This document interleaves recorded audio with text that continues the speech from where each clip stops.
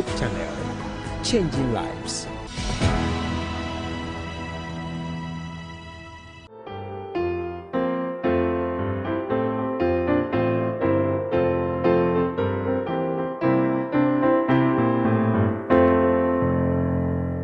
Happy Sabbath, viewers.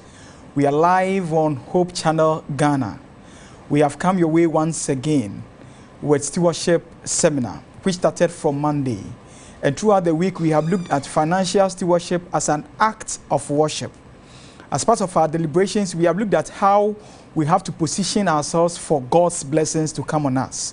And our facilitator has been Pastor Dr. Paul Edu Sampa, who is the former Stewardship and Strategy Planning Director of the Southern Ghana Union Conference of the Seventh-day Adventist Church.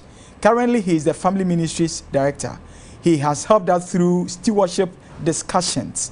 And tonight, we are going to end the English version of this seminar. Thankfully, Pastor is here this evening. Pastor, happy Sabbath. Happy day. Thanks for having you. Thank you very much. Pastor, I hope you are fine. I am well, nice, and okay. We thank God. Pastor, what do you have for us this evening? Tonight, I want you to start counting your blessings from now. Wow. And so by the end of the presentation, you will know that you have to consider your ways from now on as you receive the blessings. Wow. So are you really ready, positioning yourself for the blessings to come? I am sure after 30 minutes presentation, you have the opportunity to also send in your questions on the number 055-968-0066. 055-968-0066. We will move straight to Pastor's end and take the presentation from him. Stay tuned. Happy Sabbath, viewers. We are so grateful that we can continue with the program for tonight. And tonight marks the end of the English version of this seminar. On Monday, we will start with the Cree version, and I believe you'll be excited because you've had a foreknowledge about what will be presented. Now, tonight, we're going to consider your blessings from this day forward. That's the title. Consider your blessings from this day forward. And this is an interesting, topic because I'm picking it directly from the Bible, where God, the Creator himself said, now give careful thoughts. Now give careful thoughts to this from this day. Give careful thoughts to this from this day on. Consider how things were before one stone was laid on another in the Lord's temple. You need to consider it from today. Consider now from this day forward, from the 24th day of the 9th month, from the day that the foundation of the Lord's temple was laid. Consider it. And for God to make it so clear that I'm giving you a guide to expect what I will do for you. And that mark today, in the Bible, they mark the 24th day of the 9th month, which is going to be 24th September of that year. In our case, today is the 1st of April. And I'm asking you to mark this day. From today on, mark it. If you will go by what the Bible says, it will take you by surprise. Your unemployment situation has ended tonight. It's not going to be that again. From Monday onwards, you should be having gainful employment that could take care of yourself and your family. If God asks you to mark this day, he knows what he can do. And therefore, there's no way to argue or doubt anything. The Creator himself said, consider now from this day forward, from the 24th day of the 9th month, from the day that the foundation of the Lord's temple was laid, consider it. That was the instruction. Consider it. Now, I have a quick reminder. Beloved, happy Sabbath. I have a quick reminder for you for this week.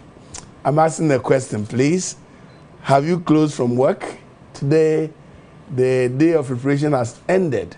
And just as the women who prepare the spices to the fragrant oil to and embalm Jesus, could not go back to the cemetery, to the tomb, and to do the embalmment, I believe that as an Adventist who is also expecting the second coming of Christ for a reward, will by this time also close from work. So I'm asking, it's only a question, have you closed from work? My next point is, are you home with the family, or where are you? Are you in church? That's okay. But where else can you be by this time? Well, it is the Sabbath of the Lord your God. What time did you close? Is another question.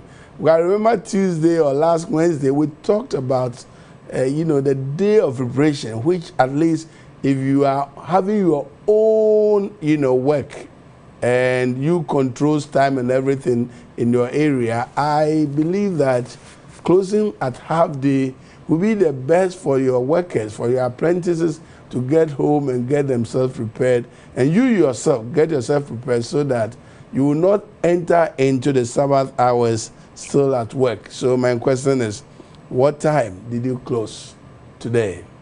Then I have another quick reminder. Where are you able to close? Were you able to close half day today, or you could not make it? If you didn't, it's not late.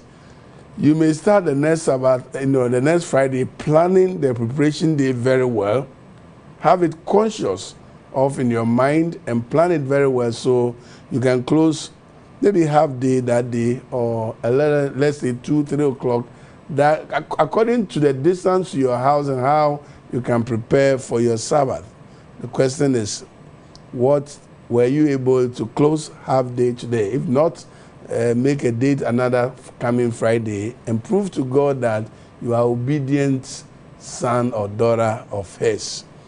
My next is, are you excited that God is visiting you tonight?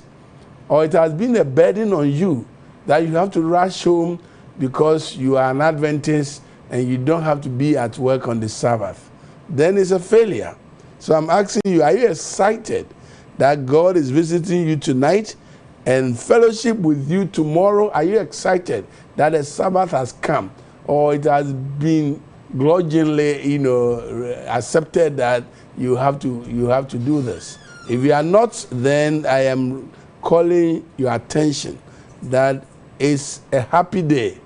It's not a day of grudging. It's not a day of sorrow and worry. But it's a day that you should embrace. It's a day that you should prepare and fellowship with God. So I'm asking you, are you excited that God is visiting you tonight?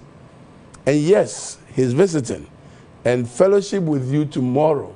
So he will be with us from tonight until tomorrow. If you invite him to your home, he will be with you and your family, and you enjoy with him for the hours of the Sabbath.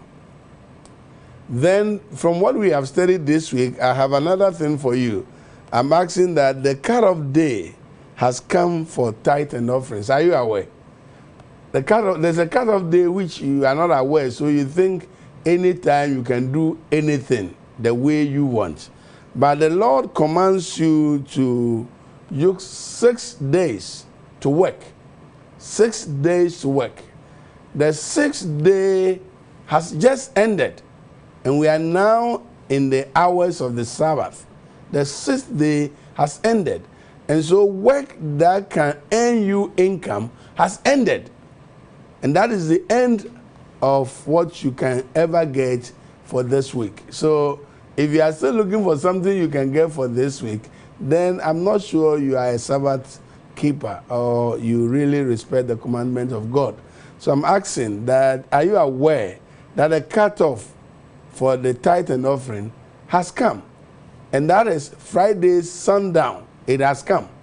Between now and tomorrow morning, I believe you have taken note of what the Lord gave. Count your blessings. This is a period to count your blessings. So I believe you are beginning to take note of what you got, what belongs to God, putting them in the envelopes as we've been doing always. This is the time to do it. This sundown is the time to do it. And you will do it right, and tomorrow pushing somebody sitting by you to give you something to give an offering. It makes you an irresponsible person in the house of the Lord. This is the time to take your tithe, check it, and put it in the envelope. This is the time to put your offering on the other side of the envelope and seal it.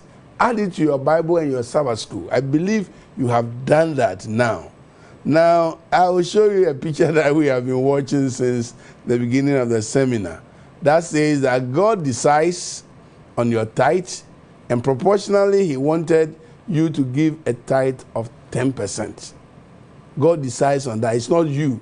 So if you have decided on another percentage, then that cannot be called tithe. God decides on you. So God is asking you, as you have come to the cutoff and as you are beginning to put what belongs to God into its original position and take it to church tomorrow as a messenger of God, then the Lord is saying that you need to return a faithful tithe of 10%. And then we kept saying during the week that it is you, the man, you, the woman, who decides on the percentage of the offering. Now, so I'm asking you tonight, are you going to give the offering the normal way you've been doing it? Or this time around, you have tagged a percentage that will guide you? Because God is giving 10%, He's demanding 10% for the tithe. The offering can go up to the figure that you think you can show your appreciation to what He has done for you for the week. So what percentage is that? The other day I said, if you tag the percentage, each time that there is an income, there's no need to worry. You just take the calculator and deduct your percentage that you agree to give to the Lord, and you are done. So whether it's big or small, it's not your case. Your case is be honest enough. God says my tithe should be 10%. You've taken it. My offering, decide for yourself. You've decided what to give to the Lord, and you are done. So remember this chart. It should guide you even after the seminar. God decides on the proportion of the tithe, which is a 10%, and man decides on the proportion of the offering, which is left with you. No pastor, no church, no individual, not even relatives could decide this. It is you, the giver. It is you who will decide on the percentage. And decide it today and let it be a rule in your house. Remember, tithe is not a demand. Offering is also not a demand. According to this, our chart, you can see the unseen hand releasing from heaven for you, the individual. And so if you have not gotten that from heaven, if not gotten any blessings from the Lord has not given you any increase or any income, there will be nothing for you to pass on to the priest or to the church. That's the picture. And it's so simple a picture, but it speaks about it all. And so I believe tonight you may take this. Now let's go back to the promise that God has asked us to do. If you check on this one, this is what we are talking about. Consider your blessings from this day forward. And the Lord is saying that you need to consider your blessings from today, because there's something spectacular that is going to happen. Haggai chapter 2 verse 19, God says, I am giving you a promise. Wow! Heaven promising you and joking with it in this lifetime, then you might be somebody who I don't think you really know that, or you believe it from your heart that there's a God. But if you do, then God is saying, I, God, I, your creator, I am giving you a promise now, not tomorrow. Remember, bring ye all the tithe into the storehouse and prove me when. Now. The now is again here. I am giving you a promise now.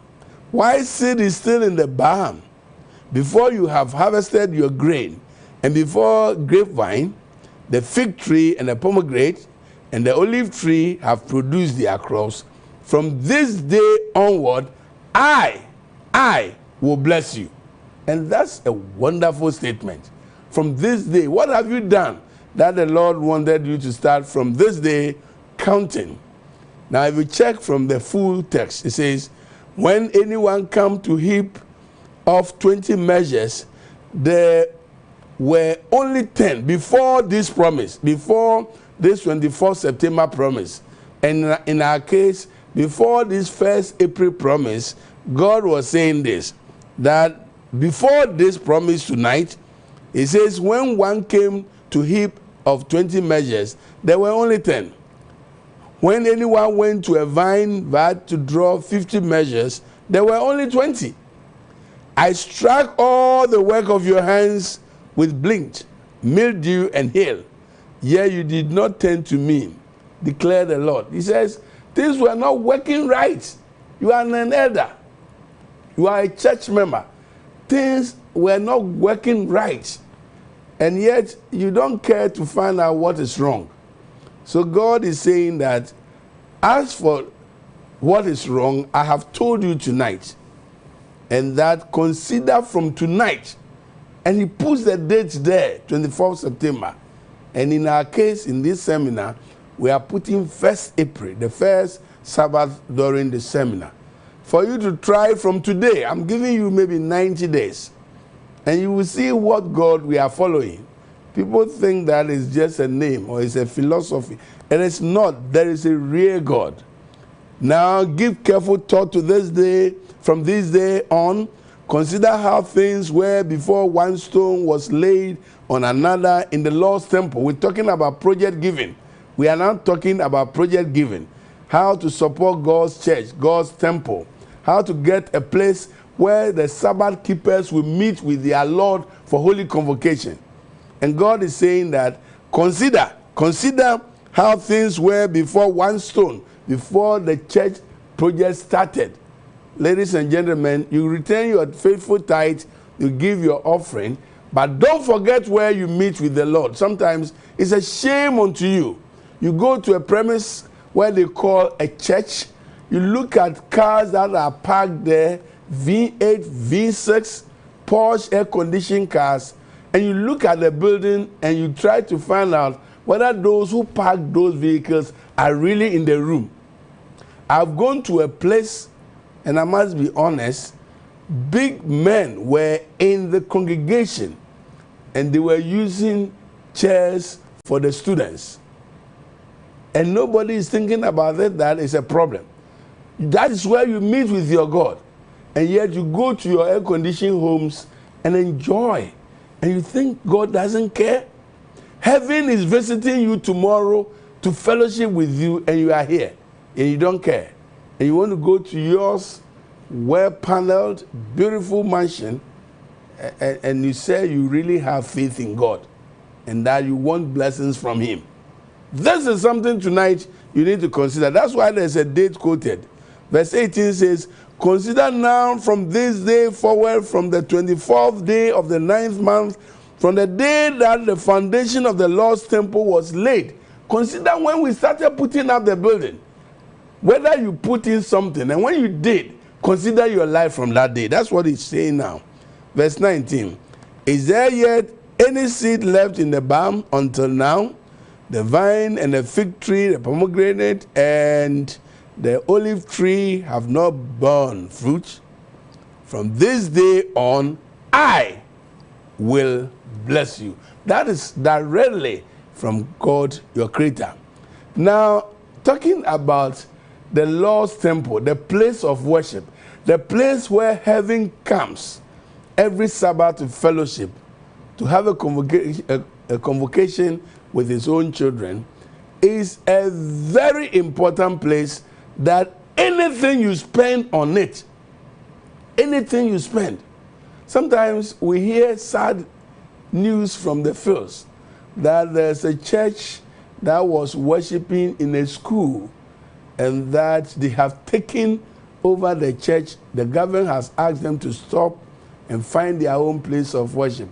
And so the church members are worshiping under a tree. And you hear that and you get very sad. Because when I was young, our church building, the Apostolic Church, the Bradford Apostolic, in which I was born, was a mud building, built by my parents and some others in the community that fellowship. They built it and they roofed it. They could not go for timber from the timber market. They went into the forest, fell a tree, and strip them and use that for the roof. I came to see it. It's a thatch one. The floor is not cemented. And yet, there's a place today that we have 2 or 3 or more people fellowshipping that have been driven from school. And yet they think by their businesses and the work they do, they cannot use their hands to mold blocks. They cannot do anything. And sometimes they sit there and they look forward for the conference or the union to come and build for them. It's very sad. It's very sad. Now I'm pointing something to you from Exodus 25, verse 8 and 9. And mark it. Mark it or leave it. But it will help you if you really get the meaning correct. Exodus 25, verse 8. And let them make me a sanctuary, that I may dwell among them. If I leave it there, it's loaded. And let them make me a sanctuary. And this is the first Bible quotation in my life that God is giving an instruction and that he separated the church from his servant Moses. If Moses is part of this statement, God will not say, let them. He will ask all of them to do it. But this particular quotation says, God separated Moses from the project and said, let them make me a sanctuary, that I may dwell among them. What does it mean? It means that if they really need me in their life, if the devil is a problem to them, and they knew that if I get to them, the devil will flee, they will do whatever it takes to get a place where I will come and dwell among them. Now check verse 9. According to all that I show you, that is the pattern of the tabernacle and the pattern of all its furnishing. Just so you shall make it. So you see, God is particular. He left church buildings to be built by members, not a group of people. It is the members themselves. When I understood this, I have used my church members, sought support from others, and we have built a church building that could contain over 700 members. Today, we started just about 2 years ago. That is not to brag. I'm only saying that the members are willing, but the leadership thinks that they have contributed money to somewhere, and that money should come and give them a place of worship. But check the quotation carefully. God says, let them, Moses, let they themselves. If they want me, they will build it. After all, communities build community libraries. They sometimes build community centers for where they will meet without the support of the government. If the people want me to come and live with them, they will find me a place where we will be meeting.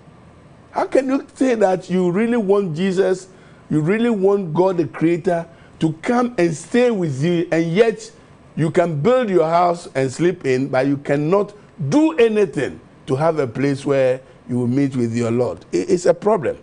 Now, you must be excited to support the church when it comes to church projects. I'll give you the reason. Because the Lord requires us to have a holy convocation with him every Sabbath. See, there are churches that can do it under a tree or anywhere because they don't believe in this weekly visitation of heaven. They don't. They don't.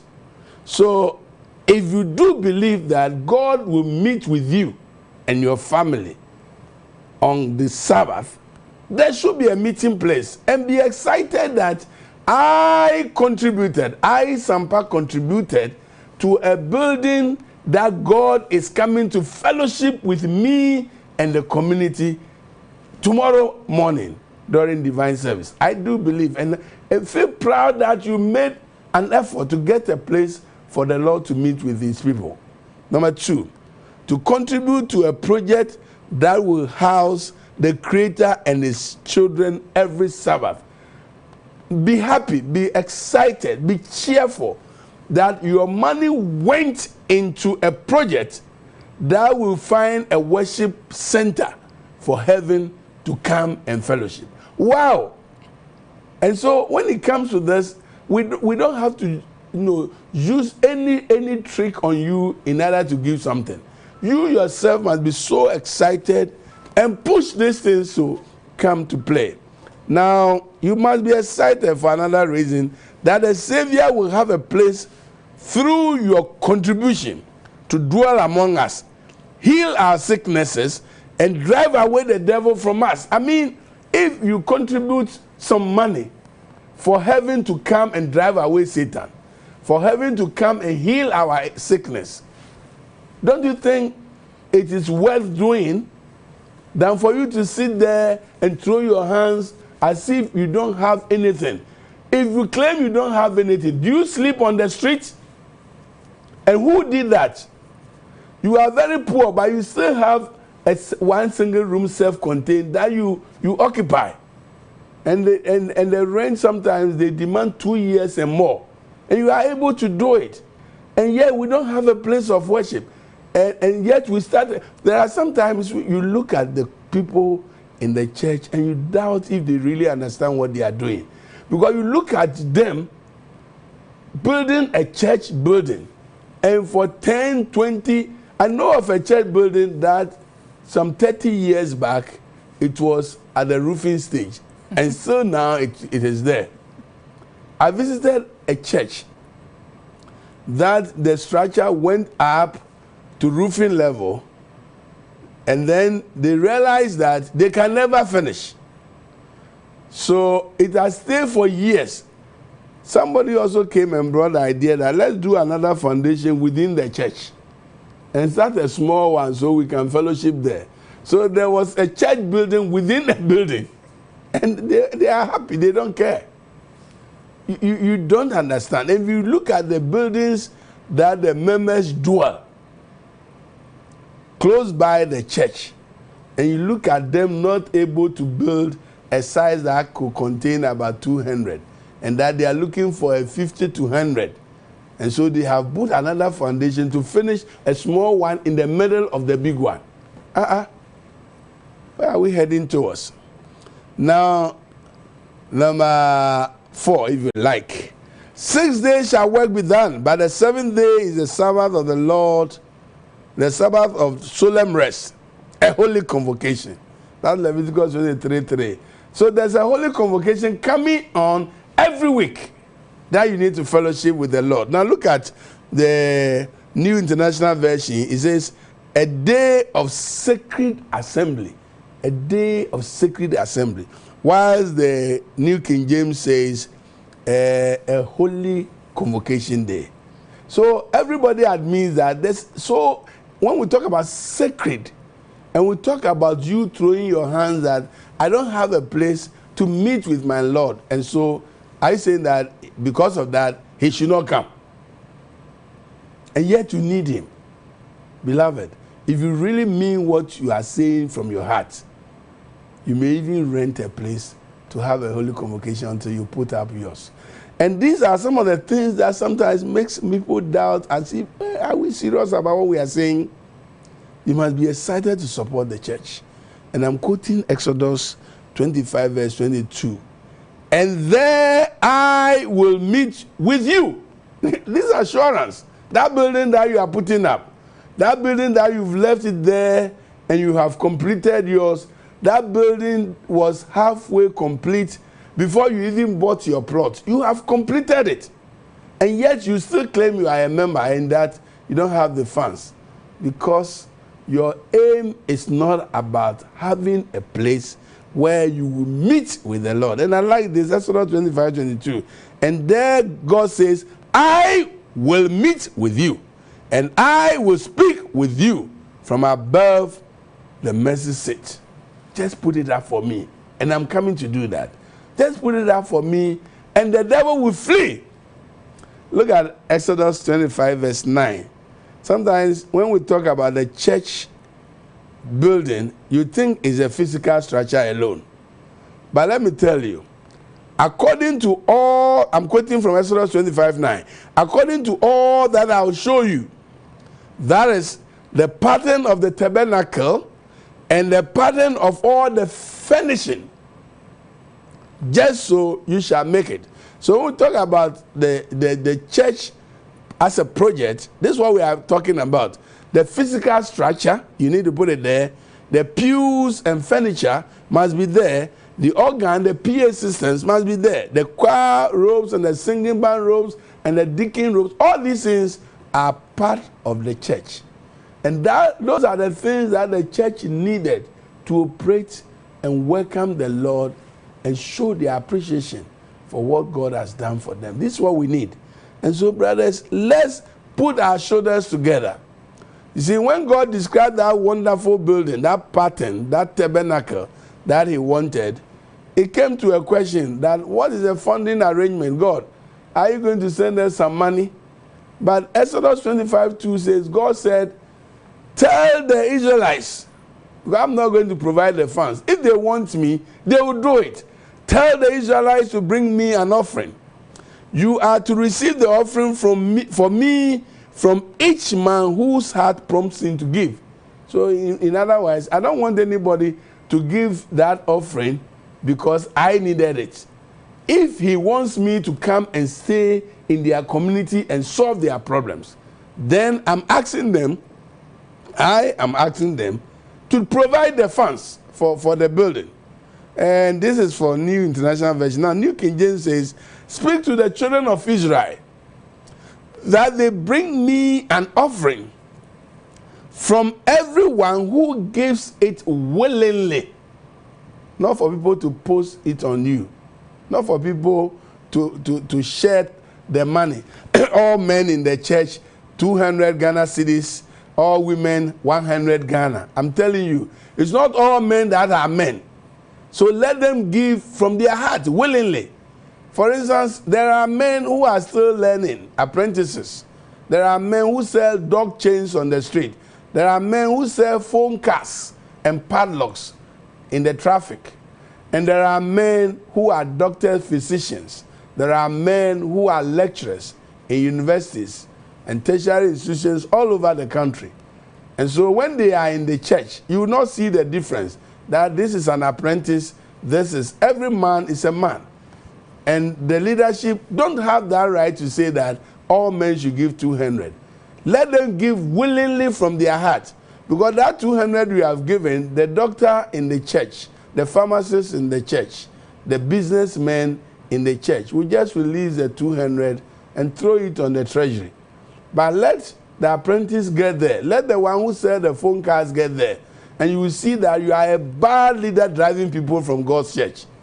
If you have left them on their own, I tell you, the big men in the church will give more, and those who are yet to become will give what they can afford, and eventually we will end up saying that we have built for the Lord. But separating them is a problem. You give women 100 Ghana. I'm telling you, there's a woman who is a pharmacist, who is a lecturer, who has her own business, and who can give maybe up to 10,000. You've limited her because she's a woman to 100 Ghana cedis. And yet there are women who fry plantain. This one we call Kofi Brookman. There are women who sell sugar cane. There are women who sell ice water on the way. And you want them and those lecturers to pay the same amount. They are midwives, nurses, gainful employment. But because you don't have vision, you always want to share money among the poor and the rich. I leave that with you. But tonight, I'm saying that let us do something to get a place where we need to worship and worship freely and thank our Maker. Now, let me tell you something from Exodus 30:14. That there's an age limit that when you belong to a church, you should support it. And it's not about whether I'm a student or what. Let me read it. Exodus 30:14. Everyone that passeth among them that are numbered from 20 years old and above, they shall all give an offering unto the Lord. Because they are old. The Bible says 20 years, that is a transitional point from child to adult. So as soon as you hit your 20 and above, that is in Bible times. In Ghana, we don't deal with that. In Ghana, the richest group starts from age 18. All this while you are eating in your father's pocket. Do you think there's a way forward that one day you can be on your own? On the day that you even marry, your daddy and your mommy will dictate for you whom to marry.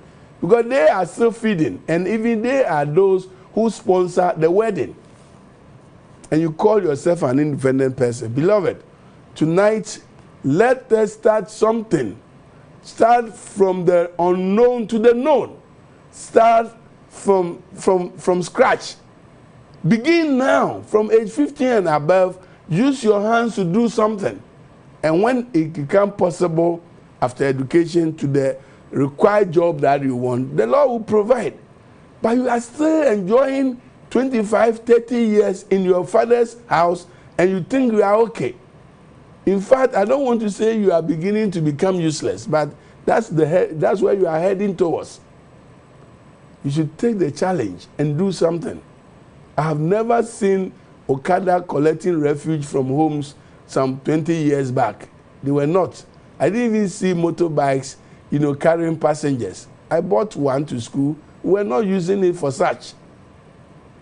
Today, I know some of these tricycles that sell maize from house to house. There are find something doing. You have stayed home for too long. You have been, taxing your parents, and sometimes they even regret giving birth to you the way you are. When you are you demand as if you have prepared something in their pockets for yourself. Brothers and sisters, what is the contribution that the Lord is looking for? Exodus 25, 3 and 4. These are the contributions you shall accept from them: gold, silver, and bronze, blue, purple, and scarlet thread, fine linen, and goat hair. Why did God arrange it this way? Because in the congregation, when we want to build a church to meet with the Lord and fellowship, there are people among the congregation who can afford gold. They must come out boldly. How can you ride in such a car? How can you ride, with your family? Look at the way you come to church. And then when we get to contribution to support the project and finish the house of the Lord for us to enjoy fellowshipping with Him, then you begin to reduce yourself to the servants in the congregation. How can you do that and still call yourself a true Adventist who worship with the Lord every Sabbath? So you check this. It says there can be people who can afford gold, those can afford silver, others bronze. And he went down to goat hair, goat hair. Why?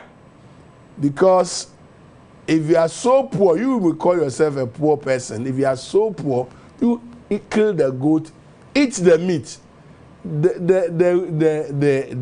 hair that you are going to throw away.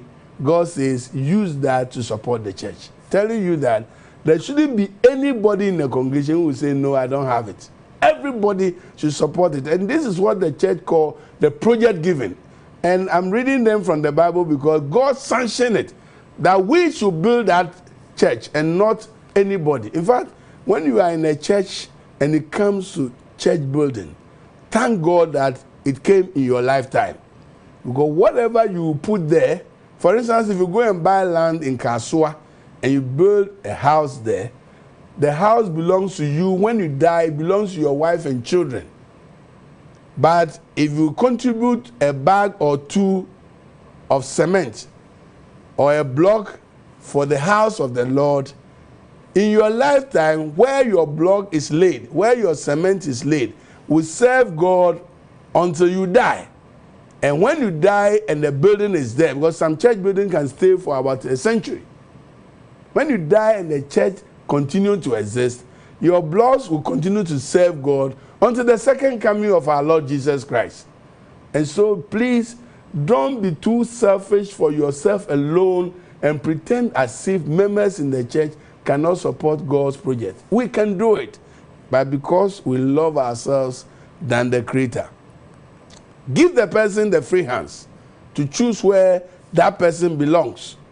If he belongs to the goat hair, she will go there. If she belongs to the gold, he will go there. So let's put them to their perspective, their right positions. 2 Corinthians chapter 8 verse 12 says, for if the willingness is there, the gift of any person is acceptable according to what one has, not according to what he does not have. So give the members the free will, and beloved, let us support the church. Now look at this quotation. Very soon I'm going to end, but look at this one. Exodus 36, verse 3. They received from Moses all the offerings the Israelites had brought to carry the work of constructing the sanctuary. So every day the architects will come to Moses, and Moses will get up and go and sit under that big tree and wait for people who are bringing theirs. And look at the last sentence there. It says, and the people continue to bring free will offerings morning after morning. It means every day they bring them. And when I read this quotation, I said, wow, I'm going to try that with Jamestown. Beloved, I moved from the union office, went and sat under a tent at Jamestown, and be praying and calling friends, come and see what we are doing here. And I tell you, the Lord brought people we don't even know of, we don't even thought of. The Lord invited them, they came, and they gave their contribution. And now I can tell you that the building is about to be dedicated within 2 years. So when the Bible says this is the method, let's follow it. It works. It really works. And when you follow it, the end result will be to the glory of the Lord. Mrs. White quoted this. Maybe I will end with this one. The plan of Moses to raise means for the building of the tabernacle was highly successful. Why? No urging was necessary. He wasn't pushing people here and there. Nor did he employ any of the devices to which churches in our days so often resort. He didn't play any game, no game. He made no grand feast. He did not invite the people to scenes of gaiety, dancing, and general amusement. Neither did he institute lotteries, nor anything of this profane order to obtain means to erect the tabernacle of God. And that is why he was successful. This is from Patriarchs and Prophets, page 529. Brothers and sisters, let us support God's project. For if you do it, definitely your situation will improve. If you like, I will read it. If you like, I'll leave that. But if you want 2 Corinthians 8, 1-4 and verse 5. Now I want to tell you, dear brothers and sisters, what God in his kindness has done for the churches in Macedonia. And this was a testimony about the people in Macedonia from Paul. He said, though they have been going through much trouble and hard times, their wonderful joy and deep poverty have overflown in rich generosity. Why? For I can testify, Paul says, I can testify that they gave not only what they could afford, not just what they could afford, but far more. And they did it of their own free will. So if we go by this free will thing, we can meet every challenge of our church for this time. Verse 5. And they did not do as we expected, but they gave themselves first to the Lord, and then to us in keeping with God's will. This is from 2 Corinthians chapter 8 and verse 1-4 and 5. I leave this here, and I'm praying that let's change our attitude, make a decent place where we fellowship with our Creator on weekly basis, and that you feel comfortable to point to your church as this is my church, and you feel comfortable to go in and tell God your problems, and heaven will listen and solve them. Mark from this day forward, when a stone is added to a stone for the erection of the tabernacle, and your life will never be the same. Turn back to your church and look at what they are doing for development, and add your strength. God bless you. Wow. Are you considering your blessings from this day forward? Pastor, thank you so much. Thank you. We are very much grateful. We have had a lot of questions coming through. I know. Lots of them. So let me begin with what we have here. appeal for funds in churches and then getting chairpersons and supporters during harvest. What is your take on that? Well, I disagree completely. Okay. Because I don't think that we should pamper those. From all the quotations that I read, it's a free will thing. And that is also, I don't believe it's even biblical to do that. Okay. To separate the church, the rich, you go and provide them with chairs up there at the platform, and the poor will sit at the back. You have already divided God's church. And so we don't have to do that. I don't agree. Okay. So let me take questions from our viewers. Supposing I have taken a loan, do I have to take a tithe from the remaining balance, or I should add the deducted amount and then take the tithe as a salary earner? No, I think we've answered this question over and over again. Maybe the person is listening. Yeah, so beloved, tithe is not your income. It's not an earned income. It's a borrowed one. It's not for you. And you don't borrow to serve God. You don't do that. You don't do that. So when you take your loan, take what is sufficient for whatever business you are going in for. Use that, and when it yields interest, that's where you take your tithe. All right. Pastor, we put less amount at the offering slots, mean the envelope, because we go to church 4 times in a month, and we pay offering almost all Sabbaths. And besides, there are other charges we pay in the church as well, like welfare. So, Pastor, paying 10% alone for offering and another 10% for tithes plus other charges, which may also sum up to another 10%. Pastor, isn't that worrisome on us? Even 50% is not worrisome, except you don't know whom you are contributing to. It depends upon your faith, and nobody is asking you to return or to give an offering of 10%. Yes. Nobody is asking you to do that. We are saying that, and according to the Bible, choose your own percentage, where it should be proportion to what you have received from the Lord. And so nobody is asking you or forcing you to give an offering of 10%. And please, I don't agree with you, because it's not biblical to say that you go to church every Sabbath, and so every Sabbath you are expected to give. You only go to church and you are supposed to give if you have received an income. So if yours is a monthly salary and you receive the income at the end of the month, you pay your tithe, you return your tithe and your offering, and you are done for the month, except there's another income. So the church is not saying every week come with tithe and offering. That's not the teachings of the church. If there's no income, there's no tithe and there's no offering. Okay, thank you. Good evening, Pastor. Please, if the tithe belongs to God, why do I need to write my name? Because God knows me already. From Brother Sammy. But the storehouse keeper. Yes. Yesterday I told you the storehouse keeper, Konania and Shimei, we have to account for their stewardship. They receive the tithe on behalf of God, and the church is run by leadership. So we should know what came into the coffers of the church, and it will help you for nobody to play with what you have brought to the Lord. So keep on writing your name. All right. It helps. Is it appropriate to give 10% tithe on a church harvest, which have been decided already for church building? I will not go there, because a church harvest collectively is not for an individual.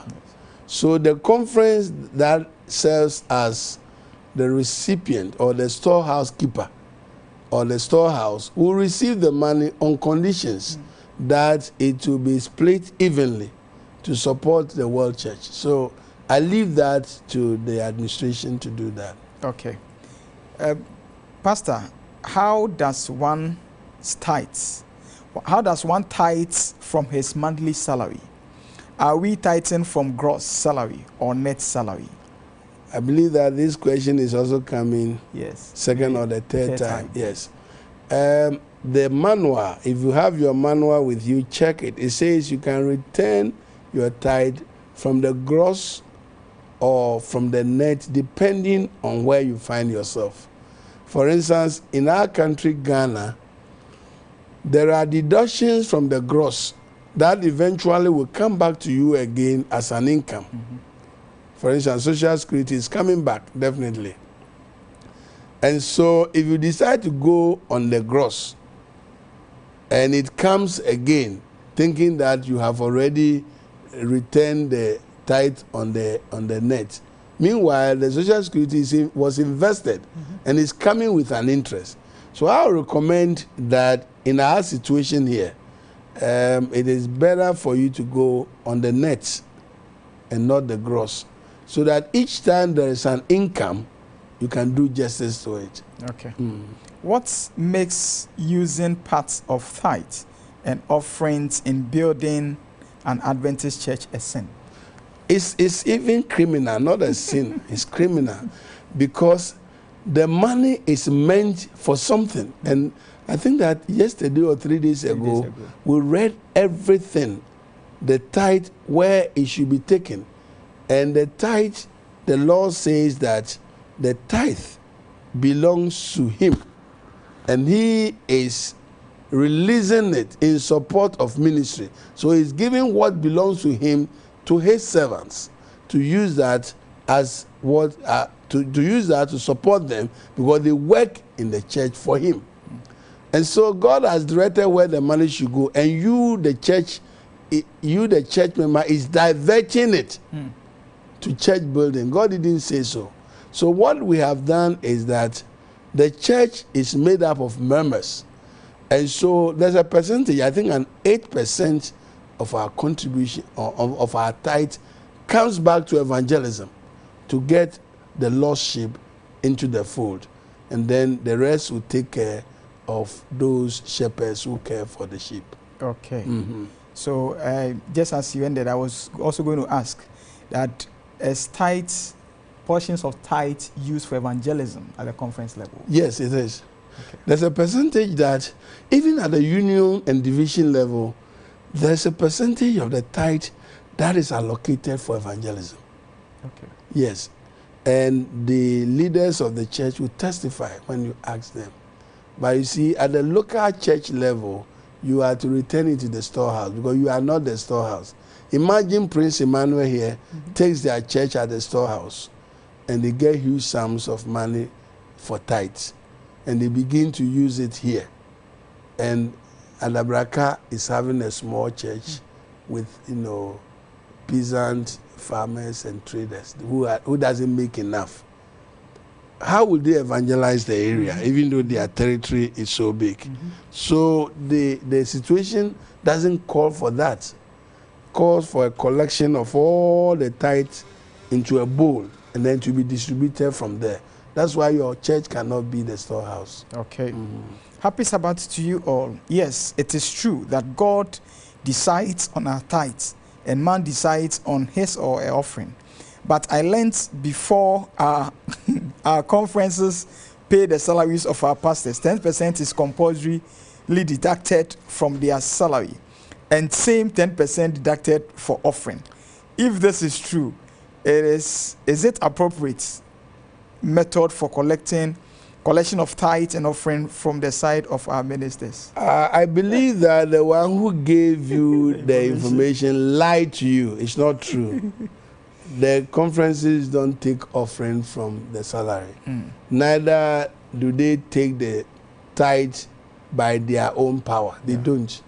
Before you become a pastor, you sign that you want the church, the conference or the institution to deduct your tithe as source.